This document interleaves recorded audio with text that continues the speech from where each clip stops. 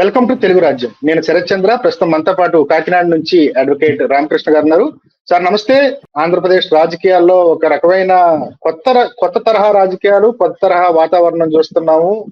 ఉండి MLA, deputy speaker Raghuramakrishnaraju గారు కొంత ఆయన వైఖరిని వివాదాస్పదం అనాలా, లేకపోతే నయా రాజకీయం అనుకోవాలో తెలియదు కానీ రకరకాల కాంట్రవర్సీలు సృష్టించే ప్రయత్నం చేస్తున్నారు. రీసెంట్ గా ఆయన ప్రార్థనా మందిరాల విషయంలో డీజీపీ గారికి కంప్లైంట్ చేయటం, అంతకుముందు ఆయన నియోజకవర్గాల్లో ఆక్రమణల పేరుతో ప్రార్థనా స్థలాలని పడగొట్టడం, లేకపోతే మొన్న అంతకుముందు గొంతెనమ్మ ఆలయం టెంపుల్ వివాదం చూసాం. మళ్ళీ తాజాగా శాసనసభకు పోటీ చేసే విషయంలో ఎస్సీ నియోజకవర్గాల్లో క్రిస్టియన్లు పోటీ చేయడాన్ని అంగీకరించలేదని స్టేట్మెంట్ ఇచ్చారు.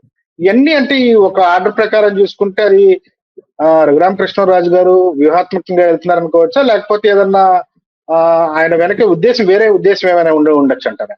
ఆయనండి ఖచ్చితంగానే వ్యూహాత్మకంగా వెళ్ళే మనిషి అండి, అందులో ఏం డౌట్ లేదు. కాకపోతే ఆయనకి టార్గెట్స్ కూడా చాలా చాలా పెద్ద టాల్ టార్గెట్స్ ఉన్నాయి. చాలా ఆయనకి తీరుతాయో లేదో తెలియదు, కానీ ఆయనకు ఉన్నటువంటి విషయం ఏంటంటే, ఇప్పుడున్నటువంటి రాజకీయ వ్యవస్థలో ఉన్నటువంటి ఈ ముఖ్యమంత్రులు కానీ, తర్వాత ఉప ముఖ్యమంత్రి కానీ, మిగిలినటువంటి వాళ్ళు ఎవరు కూడా తనంత గొప్పగా చదువుకోలేదు, తనకున్నంత జ్ఞానం వాళ్ళకి లేదు, అంత అభినవేశం ఉన్నటువంటి మనుషులు కాదు అనేటటువంటి ఫీలింగ్ ఆయనకి ఖచ్చితంగా ఉంది. కాబట్టి నాకున్నటువంటి ఈ ప్రత్యేకమైనటువంటి విద్యార్హతలు, ఈ మేధో సంపత్తి ద్వారా వాళ్ళందరికంటే నేను హెచ్చు పదవుల్లో ఉండాలి కదా అనే ఉద్దేశం ఆయనకి కొంచెం మనసులో పట్టింది. కాకపోతే బయట అర్హతలకు తగినటువంటి అవకాశాలు అందరికీ వచ్చేస్తాయని చెప్పేసి అనుకోవడానికి లేదు. అర్హతలకు చాలా మందికి ఉండొచ్చు, కానీ అవకాశాలు ఎవరికో నూటికో కోటికో ఒక్కొక్కటికి వస్తుంటాయి. అంచేత అవకాశం వచ్చిన ప్రతి ఒక్కడు అర్హుడని అనుకోవడానికి లేదు, అవకాశం రాని ప్రతి ఒక్కడు అనర్హుడని చెప్పేసి అనుకోవడానికి కూడా లేదు.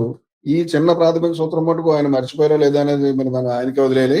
కాకపోతే ఆయన మామూలు మనిషి అయితే కాదు, చాలా తెలివైన వాడు, చాలా వ్యూహరచయిత, చాలా గొప్ప చాణక్యం తెలిసినటువంటి మనిషి.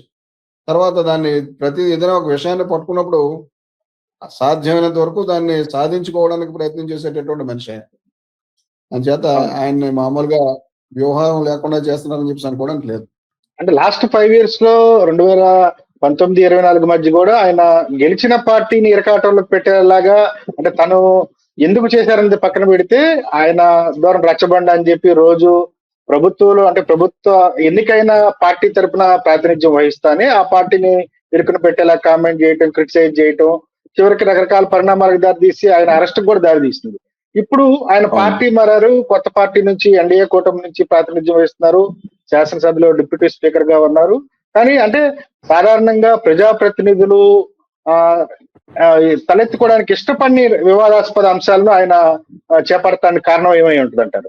ఏమైంటుంటే అది పర్సనాలిటీ కలెక్ట్ అండి. అది నేను అనుకోవటం, అది ఇది నేను అనుకున్న నా అభిప్రాయమే నిజమైందని చెప్పి అనుకోవడానికి కూడా లేదు. నేను అనుకునే ఫీలింగ్ ఏంటంటే, ఆయనకి జగన్మోహన్ రెడ్డితో చాలా భుజం మీద చెయ్యి వేసి, మీ నాన్న నేను ఫ్రెండ్స్ కాబట్టి నేను నిన్ను ఏమయ్యా అంటాను, నువ్వు నన్ను తిరిగి రాజుగారు అని చెప్పేసి అంటే బాగుంటుందని చెప్పేసి ఆయన ఫీల్ అయ్యాడు అలాగా. కానీ అవతల జగన్మోహన్ రెడ్డి గారు ఆయనకంటే గనుడు అచంట మల్లన్నట్టు అయిపోయిన ఆయన ఎవరిని కూడా వాళ్ళ తండ్రి క్లాస్మేట్స్ నే నువ్వు అనేటటువంటి అవకాశం ఆయన ఎవరికి ఇవ్వలేదు. ఇంచుమించుగా వాళ్ళంతా కూడా సాయి ప్రతాప్ దగ్గర నుంచి మిగిలినటువంటి ఎంవి మైసూరు రెడ్డి, తర్వాత డిఎల్ రవీంద్ర రెడ్డి, వీళ్ళంతా కూడా ఆయన సరదని చెప్పేసి అనాల్సినటువంటి పరిస్థితి అనేది మనం విన్నటువంటి మాట. అందుచేత ఆ సాన్నిహిత్యం ఎప్పుడైతే ఆయన ఇవ్వలేదో, జగన్మోహన్ రెడ్డి ఎప్పుడైతే ఇవ్వలేదో, దానికి తోడు మనకు తెలియనటువంటి ఆర్థిక సంబంధాలు కూడా కొన్ని ఉండాలి. అలాంటి ఆర్థిక వ్యవహారాల్లో ఈయనకి ఏదో సమ్ క్లెయిమ్ ఏమైనా ఉంటే ఉండుగాక అంచేత ఆయన అన్నారు ఆ ముక్క. అందుచేత అవేవి ఒక కొలిక్కి రాకపోవడం వల్ల ఆ రకం అదే, అంతేకాకుండా ఒక రకమైన ప్రాక్సిమిటీ కూడా జగన్ గారు ఆయనకి అలౌ చేయకపోవడం వల్ల ఈయనకి కొంత ఫ్రస్ట్రేషన్ రావడం, ఆ ఫ్రస్ట్రేషన్ తిరిగి దాన్ని ఏదో తిరుపతి ల్యాండ్స్ విషయంలో ఉన్నట్టుగా ఒక వంక తీసుకుని బయటకు రావడం, బయటకు వచ్చిన తర్వాత తిరిగి జగన్ కూడా ఎవరైనా ఒక మనిషి అసంతృప్తితో ఫీల్ అవుతున్నారని చెప్పి అంటే దాన్ని అసంతృప్తిని పోగొట్టేటటువంటి ప్రయత్నాలు ఆయన ఎప్పుడు కూడా చేయకుండా ఆయన గాలికి వదిలేస్తారు. ఆ వదిలేయడంతో ఈయన ఇంకా మరింత తీవ్ర నిస్పృహకి గురవటం, ఆ జగన్ దగ్గర నుంచి ఆ రకంగా దూరం అయిపోవటం, ఆ తర్వాత మీకు పోలీస్ స్టేషను, తర్వాత లోపల టార్చరు, ఇవన్నీ జరిగినాయి కదండి. అలా ఇవన్నీ జరిగినాయి అనేది మనం అనుకునే ఫీలింగ్. మొన్న 2024 ఎలక్షన్ లో కూడా ఆయనకి టికెట్ ఇచ్చే విషయంలో చివరి వరకు డ్రామా నడిచింది. ఆయన పార్లమెంట్ కి పోటీ చేయాలని ప్రయత్నం చేశారు. కానీ కరెక్ట్ అండి. నేను అనుకున్నది ఏంటంటే ఆయనకి నరసాపురం పార్లమెంట్ టికెట్ రాకుండా జగనే చక్రం తిప్పారనేది నేను అనుకునే ఫీలింగ్. ఎందుకంటే జగన్ కి బీజేపీ అధినాయకత్వంతో అటు మోడీ షాలతో పాటు బీజేపీ అధినాయకత్వంతో ఉన్నటువంటి సాన్నిహిత్యం మామూలుది కాదు. అది జనం అనుకున్నది ఏంటంటే కూటమిలో బీజేపీ ఉంది కదా అని చెప్పేసి చంద్రబాబు నాయుడిని నెత్తి మీద పెట్టుకుంటారని చెప్పేసి అనుకుంటారు. కానీ చంద్రబాబు నాయుడు మోడీ గారు ఎప్పుడు కూడా తగినంత దూరంలో ఉంచుతారు. అవసరాలు తప్ప వాళ్ళ దగ్గర ఏ రకమైన అన్యోన్యత ఉండదు. కానీ జగన్ పట్ల మటుకు వాళ్ళకి విపరీతమైనటువంటి ఒక రకమైనటువంటి ఎఫెక్షన్ ఉంది. ఆ ఎఫెక్షన్ వాడి ఆ నరసాపురం సీటు ఆయనకి రాకుండా జగనే చక్రం అడ్డు వేశారనేది మన ఫీలింగ్. అది ప్రచారం. నేను కూడా అది నమ్ముతున్నాను. అదే సార్, ఇప్పుడు అంటే ఆయన అధికారంలోకి వచ్చిన తర్వాత మంత్రి పదవి ఆశించారని అంటే ఇవన్నీ రకరకాల ఊహాగానాలే. మంత్రి పదవి ఆశించారు, కానీ ఆయన డిప్యూటీ స్పీకర్ పదవి ఆశించారు. స్పీకర్ స్థానంలో ఉండి జగన్ కట్టడి చేయాలని ఆయన అనుకున్నారు అని చెప్పి ప్రచారం చేశాం. కానీ ఆయన అంటే ఆయనకు ఆశించిన పదవి రాకపోవటం వల్ల ఉన్న ఫ్రస్ట్రేషన్ తో చేస్తున్నారు అనుకోవాలా, లేకపోతే ఈ కాంట్రవర్సీలు ఎందుకు తలెత్తుకుంటున్నారు? మహారాష్ట్రలో మీకు ఆటోజాని వ్యవహారం ఉంది కదండి. షిండే వ్యవహారం ఒకటి ఉంది.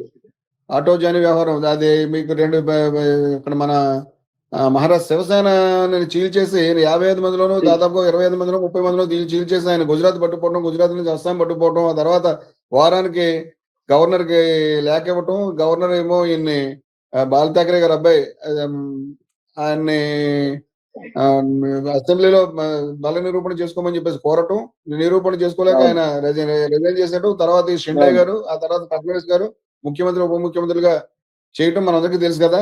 ఆ ఎపిసోడ్ చూసిన తర్వాత ఎవరికైనా ఏమనిపిస్తుందంటే బీజేపీ తోటి మరీ ఎక్కువగా అంటగాగితే మనకి ఏదో ఒక రకంగా ఆటో జర్నీ టైప్ లో ఈయన పెద్ద పెద్ద కార్లు ఉంటాయి ఈయన దగ్గర. ఆ కారుల్లో ఒక కారు ఓనర్ కింద గుర్తించి అలాంటి ఆపరేషన్ అయినా మోడీ షాలు వెనకాల నుంచి ఏమైనా చేస్తారేమో. అలా చేస్తే కొద్ది రోజులైనా మనకి అలాంటి ముఖ్యమంత్రి యోగం పట్టవచ్చు కదా అని చెప్పేసి ఈయనకి ఆశ కలిగితే కలవచ్చు. తప్పే ఉందండి. ఎందుకంటే ముఖ్యమంత్రి సీట్ లో కూర్చున్న తర్వాత ఎవరైనా ముఖ్యమంత్రి అని చేత ఆయనకి ఇక్కడ రాష్ట్రంలో కుల బలం లేదు, లేకపోతే రాష్ట్రంలో మరో రకమైనటువంటి వర్గ బలం లేదు, పార్టీ బలం లేదు అని చెప్పి అనుకోవడానికి వీల్లేదు. ఆయన పార్టీకి అధినేత కాదు అని చెప్పి అనుకోవడానికి కూడా వీల్లేదు. ఆటోజాని ఎపిసోడ్ ఎప్పుడైతే అక్కడ మహారాష్ట్రలో జరిగిందో అలాంటి ఆశలు కలిగి ఉండొచ్చు. ఆ కలగడం కోసమే ఇక్కడ ఈయన గొంతేనమ్మ గుడి దగ్గర వ్యవహారం కానీ, లేకపోతే ఈ ఎస్సీల విషయంలో ఈయనకి ఏంటి అవసరం లేదు యాక్చువల్ గాను. కానీ ఇక్కడ గుర్తించాల్సింది ఏంటంటే చంద్రబాబు నాయుడు గారు ఎందుకు కట్టడి చేయట్లేదు అనేది గుర్తించాలి. చంద్రబాబు నాయుడు గారు చేతులు కూర్చుని కూర్చోవడం అంటే ఆయన పార్టీ ఎమ్మెల్యే అంతా చేసి ఇప్పుడు మీకు ఇప్పుడు దాకా ఒక్క ఇష్యూలో కూడా ఆయన్ని తప్పుపట్టినట్టు గానీ ఆయన కంట్రోల్ చేసినట్టు గానీ ఎక్కడ కనిపించట్లేదు. అంటే దాని వెనక లేదు, ఆయనకి అసలు పరోక్షంగా కూడా అతనికి చెవాటు పెట్టినట్టు ఎక్కడ మనం వినలేదు. ఇక్కడ చూస్తే జగన్ అభిమానులంతా కూడా అటు రఘురామకృష్ణరాజు ఇది వరకు తమ పార్టీకి ఎంత నష్టం చేకూర్చాడో ఇప్పుడు కూటమిలో ఉండి కూడా తెలుగుదేశానికి ఎంతే నష్టాన్ని చేకూరుస్తున్నాడని చెప్పేసి వీళ్ళంతా కూడా చాలా సంతోషంగా ఉన్నారు. అది మనకి వాళ్ళ మాటల్లో మనం చూడొచ్చు. అది అంటే మెయిన్ జగన్ ఓటు బ్యాంకు మీద ఇతను చేస్తున్న దాడి వల్ల అతని ఓటు బ్యాంకు కన్సాలిడేట్ అయ్యే అవకాశం ఉంటుంది అంటారా? జగన్ ఓటు బ్యాంక్ కన్సాలిడేట్ అవడం, ఎస్సీ ఎస్టీల్లో జగన్ ఓటు బ్యాంక్ పెరగడం జరుగుతుందండి. అది తెలుగుదేశానికి ఉన్నటువంటి అట్లీస్ట్ తెలుగుదేశానికి కూడా ఎస్సీ ఎస్టీలు ఇప్పుడు కాంగ్రెస్ ఎలాగా లేదు కాబట్టి ఈ రాష్ట్రంలో ఉన్నటువంటి దళితులు ప్రత్యేకించి ఎస్సీలు జగన్మోహన్ రెడ్డి వైపునే ఎక్కువ ఉన్నారు. ఆ ఉండటంలో కూడా ఓ 25% వరకు తెలుగుదేశానికి ఉన్నారనేది నా ఫీలింగ్. లేకపోతే ఈ ఓట్లు ఎక్కడ నుంచి వస్తే ఉన్నాయి. ఆ 25% కూడా ఇంచుమించుగా అటు జగన్ కి కట్టేసేటటువంటి ప్రయత్నం ఈ జగన్ ఈ రఘురామకృష్ణ రాజు గారి చేష్టల ద్వారా మనకి కనపడుతూ ఉంటుంది. కానీ దీన్ని ఎవరు టీడీపీ జనసేన నాయకులు ఎవరో రఘురామకృష్ణరాజు గారి వైఖరిని తప్పుపట్టడం కానీ క్వశ్చన్ చేయటం కానీ అది అల్టిమేట్ గా ఎన్డీఏ కూటమికి ఎఫెక్ట్ అవుద్ది, నష్టం చేసిద్ది అని ఎవరు ఇంతవరకు ఎందుకు బయటకు వచ్చి మాట్లాడలేదంటారు? ఇక్కడ రఘురామకృష్ణరాజు గారు అంటే సాధారణమైన మనిషి కాదు కదండి. ఆయన కూడా మోడీతో ప్రత్యేకంగా 1-to-1 మీటింగ్ అటెండ్ వచ్చినటువంటి మనిషి. మనకి ఇచ్చేదంటే ఇక్కడ నుంచి కొంతమంది వెళ్తుంటారండి. ప్రభాస్ ఒకసారి వాళ్ళ పెదనాన్నగారు సన్నిహించిన తర్వాత ఒకసారి మోడీ గారిని కలిసి చేయడం, బాహుబలి హిట్ అయిన తర్వాత మనకి ఎప్పుడు ఇక్కడ మనకి మన రాష్ట్రంలో మోహన్ బాబు ఉంటారు మనకి. ఆయనకి చిరంజీవికి ఎప్పుడైతే గ్రాఫ్ పెరుగుతుందని చెప్పేసి అనుకుంటారో, ఆ చిరంజీవి తమ్ముడికి ఎప్పుడైతే గ్రాఫ్ పెరుగుతుందని చెప్పి అనుకుంటారో, ఈయన కూడా ఒక రకమైన గ్రాఫ్ పెంచుకునే ప్రయత్నం చేస్తుంటారు. అంచేతే ఆయనకు పద్మభూషణ్ వస్తే ఈయన పద్మశ్రీ వచ్చేలాగా ఏర్పాటు చేస్తున్నారు ఆ రోజుల్లో. మీకు తెలిసిన విషయం. అలాగా ఈయన కూడా తెల్లవారుగానే మొత్తం కుటుంబ పరంగా వెళ్ళిపోతుంటాడు. ఎవరో మన మోహన్ బాబు గారు ఆయనతో ఫోటోలు తీసుకుని ఆయనతో కాఫీలు తాగి బయటకు వచ్చేయటం. అలాగా అంతే స్థాయిలో ఈయన మోహన్ బాబు అంత స్టేచర్ లేకపోయినప్పటికీ కూడా రఘురామకృష్ణరాజు గారు కూడా మన ప్రధాని మోడీ గారితో ప్రత్యేకమైనటువంటి మీటింగ్ 1-to-1 మీటింగ్ ఒకసారి ఏర్పాటు చేసుకున్నారు. ఆయనకి ఆ లింకులు ఖచ్చితంగా ఉంటాయండి. ఢిల్లీలో ఎంచేతంటే ఈయన ఇచ్చేటటువంటి బాగా విలాసవంతమైనటువంటి పార్టీలు డిన్నర్లు మరి ఎవరు ఇవ్వలేరని చెప్పేసి అందరూ అనుకుంటూ ఉంటారు. అంచేత ఆ కార్యక్రమం అలాంటి నెట్వర్క్ ఉన్నటువంటి మనిషికి వాళ్ళ దగ్గర నుంచి ఎలాంటి సంకేతాలు అనేవి అందుతూనే ఉంటాయి. అవి బయట వాళ్ళకి తెలియవు. చేత ఎప్పుడైతే మీకు మోడీ, షా తర్వాత మిగిలినటువంటి ఆ సంఘ పరివార శక్తుల యొక్క అండ ఎప్పుడైతే ఉందని చెప్పేసి అనుకున్నారో, చంద్రబాబు నాయుడు గారు కానీ, పవన్ కళ్యాణ్ గారు కానీ ఆయన్ని నిలువరించేటటువంటి, నియంత్రించేటటువంటి అలాంటి ప్రయత్నం వీళ్ళు కూడా చెయ్యరు. ఈ చేతండి వీళ్ళకి కూడా భయమే కదా. అల్టిమేట్ గా బీజేపీని బలోపేతం చేసే ఉద్దేశం ఏమైనా ఉండుంటుందా రఘురామకృష్ణరాజు గారి ఎవరికంటే రఘురామకృష్ణరాజు గారికా? అవునండి, ఖచ్చితంగా ఉంటుందండి. బీజేపీని బలోపేతం చేయడం కాదు, బీజేపీ వేళ ఆల్రెడీ బలంగా ఉంది. ఆ బలాన్ని ఆయన వాడుకుందామని చెప్పేసి ఆయన ప్రయత్నం చేస్తారు. ఆ వాడుకోవడానికి ప్రయత్నం చేయడంలో అటు సెంట్రల్ బీజేపీ కేంద్ర నాయకత్వం ఇచ్చేటటువంటి మద్దతుని, సపోర్ట్ ని ఈయన తీసుకుని ఈయన సొంతంగా ఇటు రాష్ట్ర ఆయన ఉన్నటువంటి తెలుగుదేశం పార్టీలో కదండి ఇప్పుడు, ఆ తెలుగుదేశం పార్టీ నాయకత్వంతో సంబంధం లేకుండా, తెలుగుదేశం పార్టీ నాయకత్వంతో సంబంధం లేకుండా నాకు ఇంకా నీకంటే పెద్ద బలం మద్దతు వెనకాల నాకు ఆ మంది మార్పులో నాకు ఉన్నా సుమా అని చెప్పేసి అని వీళ్ళకే ఇంచుమించుగా సవాల్ విసిరేటటువంటి ప్రయత్నం రఘురామకృష్ణరాజు గారి యొక్క బేసిక్ వైఖరి అయింది. ఆయన ఎక్కడున్నా అంతే. అది మీకు ఆ వైఖరి లేకపోతే ఆయన అంత స్థాయికి కూడా ఎదిగిపోడు కదా. ఆయన పారిశ్రామికంగా పెద్ద ఎదిగిపోయాడు. తర్వాత బ్యాంకులతో బోల్డ్ వివాదాలు ఉన్నాయి.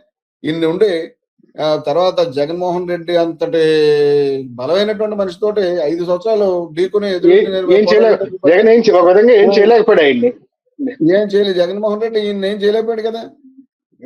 అంచేత ఆయనకి సెపరేట్ ఇన్స్ట్రక్షన్స్ వేరే చోట నుంచి రావటం, ఆ ఇన్స్ట్రక్షన్స్ చూసి అతనికి వచ్చేటటువంటి బలాన్ని చూసి ఇటు ముఖ్యమంత్రి గాని ఉప ముఖ్యమంత్రి గాని ఆయన ఏం చేయలేకపోవటం మరి నేను అనుకోను. దీనివల్ల అల్టిమేట్ గా ఎన్డీఏకి మీ అంచనా ఏంటి సార్? దీనివల్ల అల్టిమేట్ గా ఎన్డీఏ కూటమికి లాభం ఉంటుందా, నష్టపోతారంటారా?